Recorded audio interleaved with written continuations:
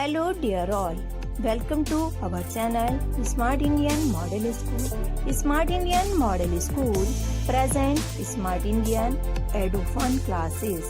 EduFun online classes includes course studies of playgroup to class 12, emotional and communication skills, happiness classes and DIY activities.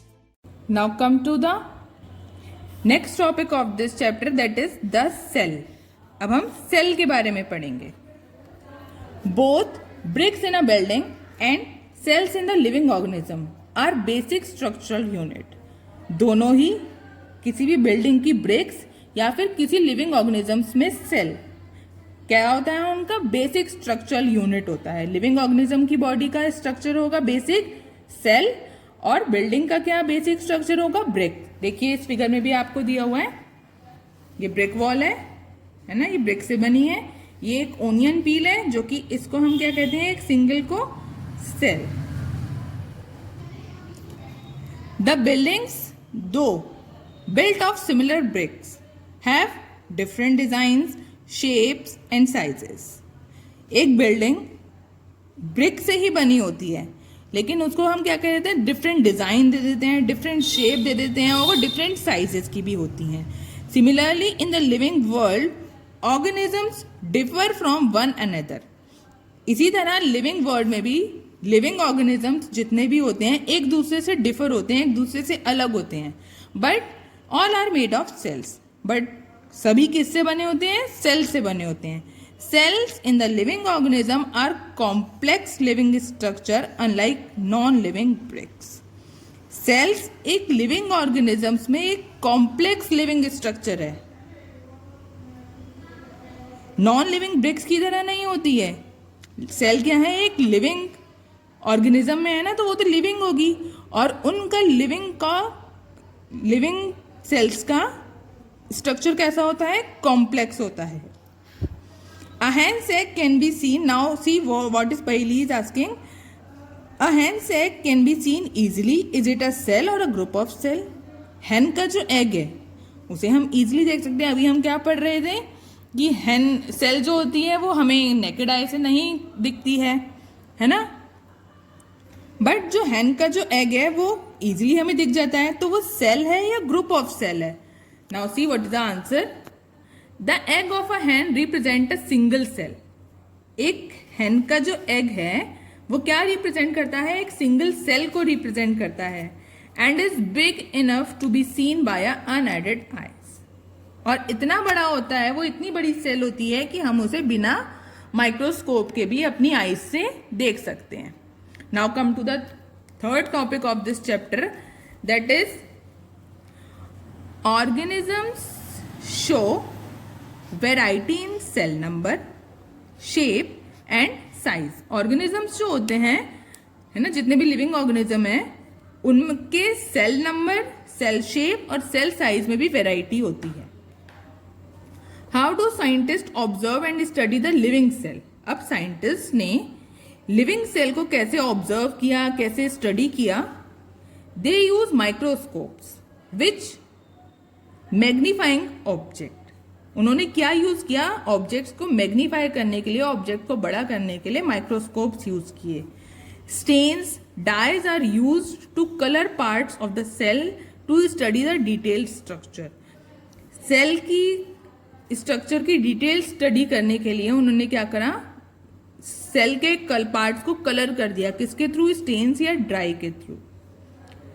There are millions of living organisms. Millions of living organisms हैं. They are of different shape and sizes. उनका shape भी different है, उनका size भी different है.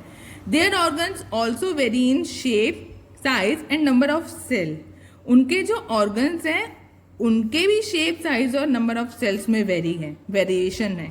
Let us study about some of them. आइए हम उनके कुछ के बारे में पढ़ते हैं. That is number of cell, our first topic of this. It is a subtopic of this topic. Can you guess the number of cell in a tall tree or a huge animal like an elephant?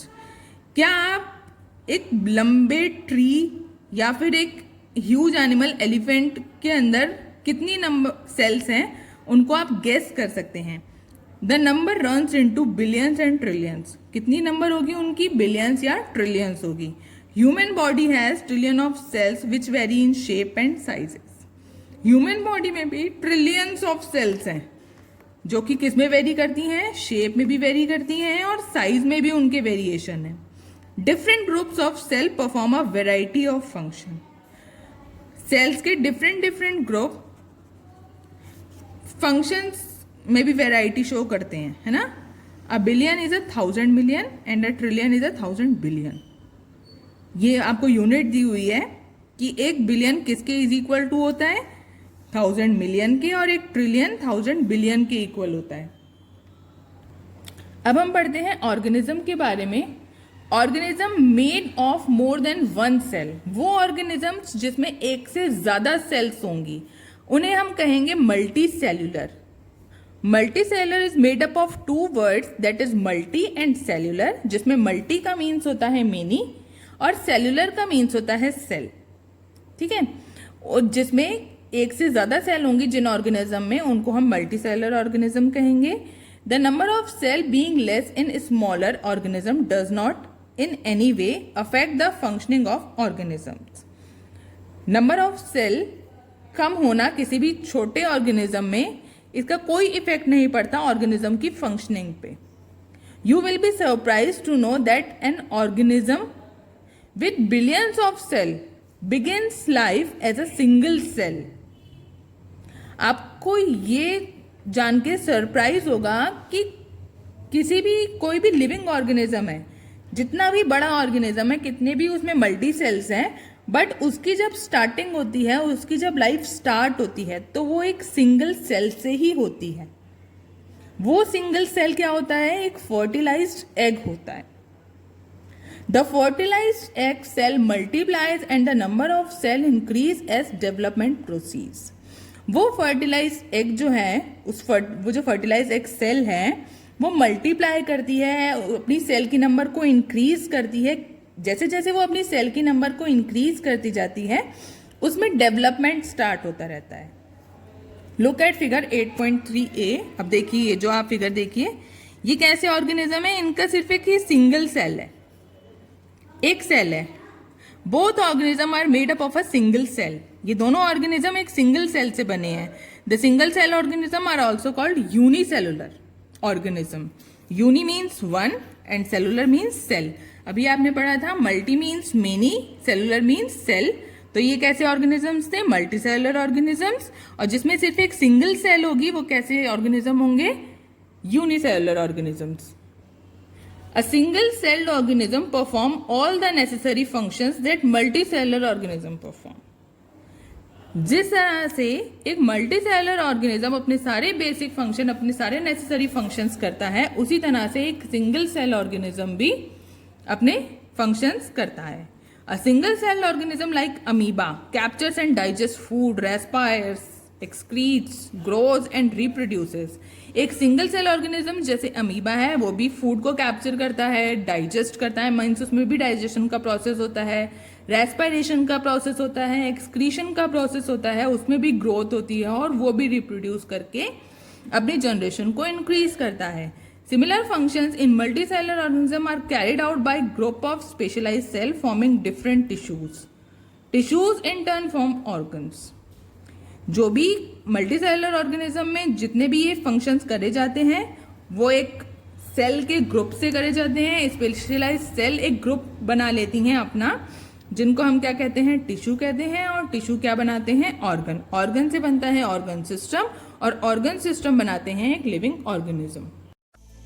यदि आपको हमारा video अच्छा लगा हो तो आगे की video की नोटिफिकेशन प्राप्त करने के लिए कृपया बेल बटन दबाएं और चैनल सब्सक्राइब करना ना भूलें। Please subscribe our channel of Edufun classes. Thank you for watching.